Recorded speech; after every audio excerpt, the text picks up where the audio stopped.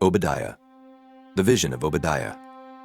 Thus saith the Lord God concerning Edom, We have heard a rumor from the Lord, and an ambassador is sent among the heathen. Arise ye, and let us rise up against her in battle. Behold, I have made thee small among the heathen. Thou art greatly despised. The pride of thine heart hath deceived thee. Thou that dwellest in the clefts of the rock, whose habitation is high, that saith in his heart, Who shall bring me down to the ground? Though thou exalt thyself as the eagle, and though thou set thy nest among the stars, thence will I bring thee down, saith the Lord. If thieves came to thee, if robbers by night, how art thou cut off? Would they not have stolen till they had enough? If the grape gatherers came to thee, would they not leave some grapes? How are the things of Esau searched out? How are his hidden things sought up? All the men of thy confederacy have brought thee even to the border. The men that were at peace with thee have deceived thee, and prevailed against thee.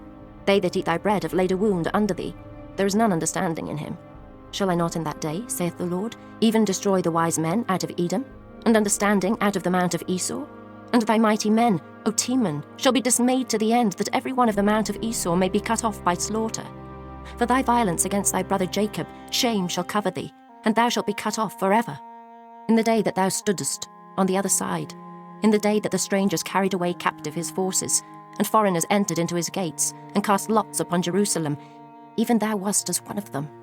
But thou shouldest not have looked on the day of thy brother, in the day that he became a stranger, neither shouldest thou have rejoiced over the children of Judah in the day of their destruction, neither shouldest thou have spoken proudly in the day of distress.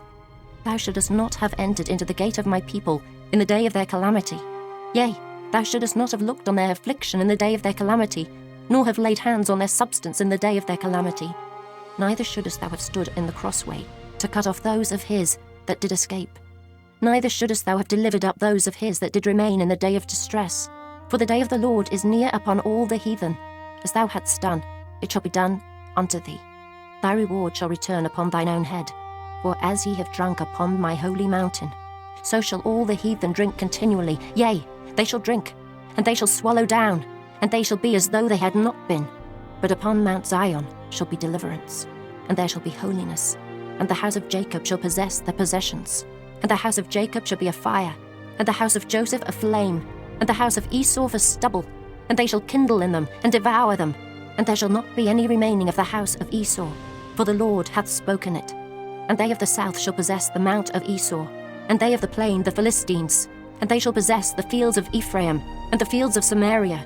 And Benjamin shall possess Gilead, and the captivity of this host of the children of Israel shall possess that of the Canaanites, even unto Zarephath. And the captivity of Jerusalem, which is in Sepharad, shall possess the cities of the south. And saviours shall come up on Mount Zion to judge the mount of Esau, and the kingdom shall be the Lord's.